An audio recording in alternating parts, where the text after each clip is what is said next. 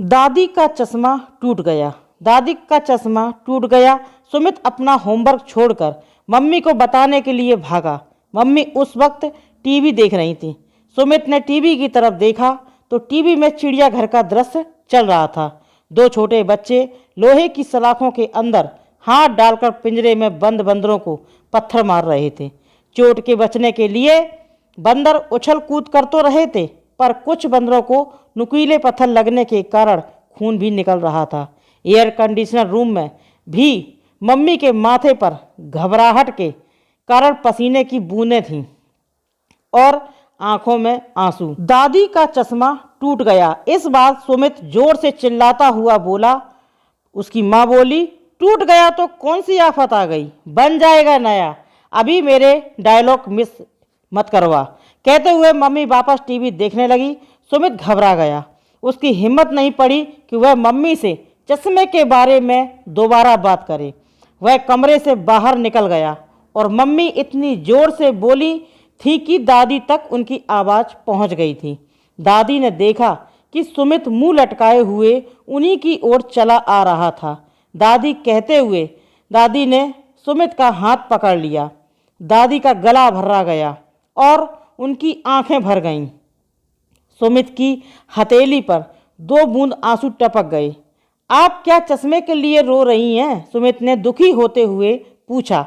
दादी 8 साल के सुमित को भला क्या समझाती, इसलिए सुमित के सिर पर हाथ फेरते हुए रुंधे गले में बोली, मैं भला क्यों रोने लगी? वो तो कई बार बिना चश्मे के आंखों में पानी आ जाता है। सुमित ने दादी के उदास चेहरे की तरफ देखा तो उसने अपनी नन्ही हथेली से दादी के आंसू पोंछते हुए कहा, चश्मा टूटने के कारण आप रामायण भी नहीं पढ़ पाई, पर आप चिंता मत करो, मैं आपको पढ़कर सुनाऊंगा। दादी ने सुमित को सीने से लगा लिया और पल भर में ही न जाने कितने आशीर्वाद दे डाले। सुमित ने बिना कुछ कहे टूटा हुआ चश्मा दादी के सिरहाने रख दिया और रामायण उठा ली। तभी वहां पर मम्मी आ गई। मम्मी के आने के बाद में सुमित के हाथ में रामायण देखते ही मम्मी गुस्से से बोली, तुम्हारा होमवर्क तो पूरा हुआ नहीं और तुम रामायण लेकर क्यों बैठ गए हो?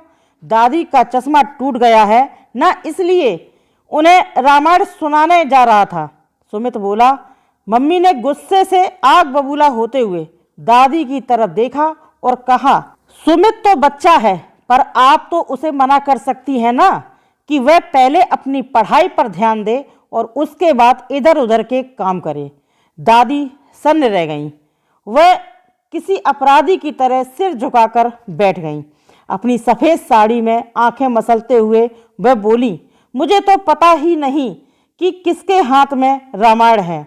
तुम्हें तो पता है ना कि मोतियाबिंद के कारण मुझे बिना चश्मे के कुछ साफ नज़र नहीं आता है। चश्मा चश्मा, पता है कि आपका चश्मा टूट गया है। अभी 10 मिनट भी नहीं हुए कि चश्मा टूटे और नाक में दम करके रख दिया है सबने। सुमित गुस्से से बोला, मम्मी मैं पापा से आपकी शिकायत करूंगा कि आप हर समय दादी पर चिल्लाया करती हो। मम्मी ने सुमित के गाल पर एक तमाचा जड़ दिया और उसके हाथ से रामायण खींचकर मेज पर रख दी। सुमित रोता हुआ अपने कमरे में भाग गया और कुछ देर बाद ही सो गया। शाम को जब वह सोकर उठा तो उसे बाहर के कमरे से पापा के बोलने की आवाज़ सुनाई दी।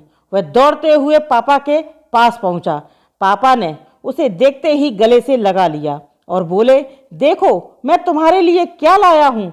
सुमित ने देखा कि सोफे पर लाल रंग का एक सुंदर सा क्रिकेट बैट रखा हुआ था। सुमित खुशी से उछल पड़ा।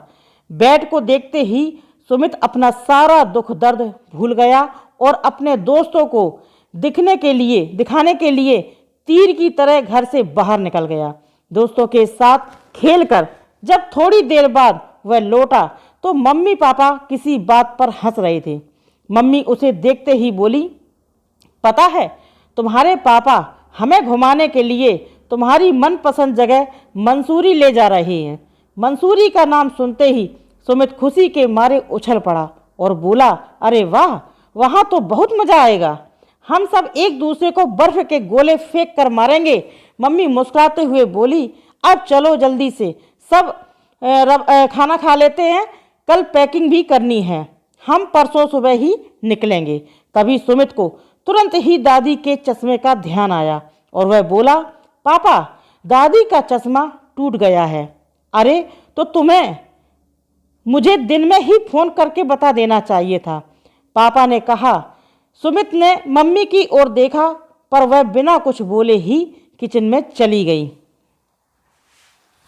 पापा कुछ सोचते हुए बोले, हम मंसूरी से वापस लौटकर उनका चश्मा बनवा देंगे, पर दादी को तो बिना चश्मे के कुछ भी नहीं दिखाई देता है। सुमित परेशान होता हुआ बोला, तो तेरी दादी को कौन सी नौकरी करनी है, 4-5 दिनों की ही तो बात है, मम्मी ने चाय का कप पापा के आगे रखते हुए कहा। सुमित ने आश्चर्य से मम्मी की ओर देखा। उसे विश्वास ही नहीं हुआ कि टीवी सीरियल पर किसी का दुख देखकर घंटों रोने वाली मम्मी को सामने बैठी दादी की परेशानी नहीं दिख रही है। जब मम्मी पापा खाना खाकर सो गए तो सुमित दादी के पास जाकर बोला, दादी रीना आंटी तो काम करने के दिन में आएगी, पर रात में अंधेरे में आपको अकेले डर तो नहीं लगेगा। दादी ने उसके सिर पर हाथ फेरा और बोली, बेटा क्या अंधेरा और क्या उजाला, मुझे तो सब कुछ बहुत ही धुंधला नजर आता है, तो क्या दिन और क्या रात। दादी की बात सुनकर सुमित से कुछ नहीं कहा गया और वो उनके पैर छूकर सोने चला गया। अगली सुबह जब वह पापा के साथ बैठा था तो पापा बोले, इस बार तुम्हारे जन्मदिन पर हम सब अनाथालय चलेंगे और वहाँ रहने वाले बच्चों को फल और मिठाई बांटेंगे। अनाथालय क्या होता है, सुमित ने पूछा। जिनके मम्मी पापा नहीं होते हैं उन्हें अनाथ कहा जाता है, पापा बोले। तो पापा फिर तो आप भी अनाथ हुए, सुमित पापा को देखते हुए बोला। पापा का चेहरा गुस्से से लाल हो गया।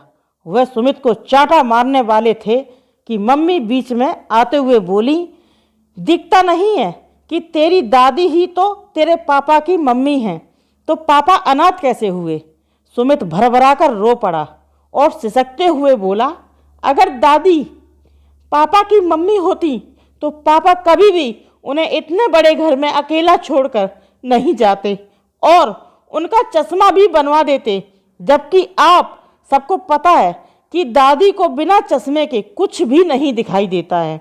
उन्हें अकेला छोड़कर हम सब सैर सपाटे के लिए मंसूरी जा रहे हैं। पापा के हाथ से पानी का गिलास छूट गया और कांच के टुकड़े चारों ओर बिखर गए।